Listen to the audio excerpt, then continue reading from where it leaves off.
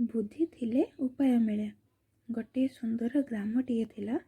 ସେଠାରେ ବହୁ ପରିମାଣରେ ଗାଈ, ଛେଳି, ମେଣ୍ଢା ଇତ୍ୟାଦି ବାସ କରୁଥିଲେ। ସେହି ଗାଈ ମଧ୍ୟରୁ ଗୋଟିଏ ଗାଈର ନାମ ଘରମଣି ଥିଲା। ଦିନକର କଥା, ଘରମଣି ଜଙ୍ଗଲରେ ଚୋରୁ ଚୋରୁ ବାଟବଣା ହୋଇଗଲା। ହଠାତ୍ ତା ସାମ୍ନାରେ ମହାବଳ ବାଘ ହାଜର ହୋଇଗଲା।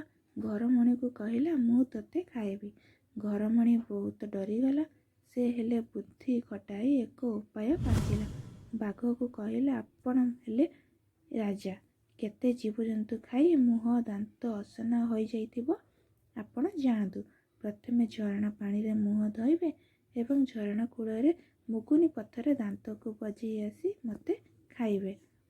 ଠିକ୍ କହିଲୁ କହି ବାଘ ଯେମିତି ଝରଣା କୂଳକୁ ଯାଇଛି, ଘରମଣି ଛୁଁ ମାରିଲା।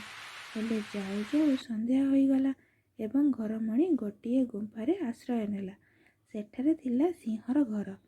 ସିଂହ ଯେମିତି ଗୁମ୍ଫାରେ ପଶିଛି, ଦେଖିଲା ଅନ୍ଧାର ଆଖି ଦୁଇଟି ଚକ୍ ଚକ୍ କରୁଛି। ଗର୍ଜନ କରି ପଚାରିଲା, କିଏ ରେ ତୁ?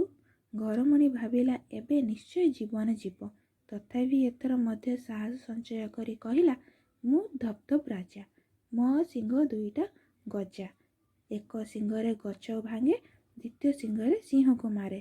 ଏହା ଶୁଣି ସିଂହ ପ୍ରାଣ ବିକଳରେ ସେଠାରୁ ଯାଇ ଆଉ 5ଟି ସିଂହକୁ ଧରି ଆସିଲା।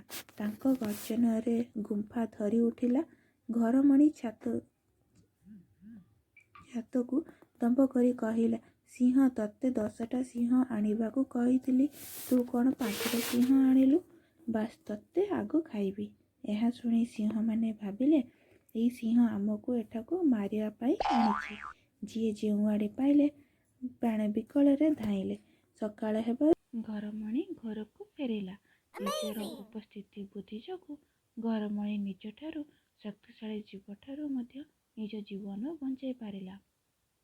ଆଜିର କାହାଣୀଟି ଆପଣଙ୍କୁ କିପରି ଲାଗିଲା କମେଣ୍ଟରେ ଜଣାଇବେ ଏବଂ ସବସ୍କ୍ରାଇବ୍ କରିବାକୁ ଭୁଲିବେ ନାହିଁ। ଧନ୍ୟବାଦ।